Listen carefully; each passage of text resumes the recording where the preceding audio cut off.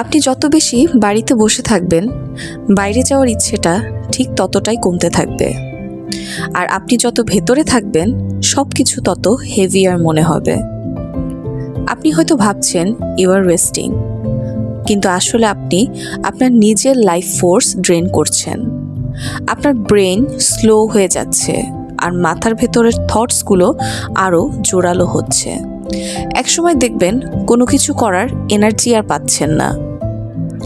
সাইকোলজির ভাষায় একে বলে মেন্টাল রুমিনেশন। যখন আপনার মন এক জায়গায় আটকে যায়, পাস্ট নিয়ে পড়ে থাকে, ফিউচার নিয়ে দুশ্চিন্তা করে আর প্রেজেন্ট নিয়ে ক্লান্ত হয়ে যায়, তখন এমনকি একটু ওয়াক করা বা সানলাইটে যাওয়াও অনেক কঠিন টাস্ক মনে হয়।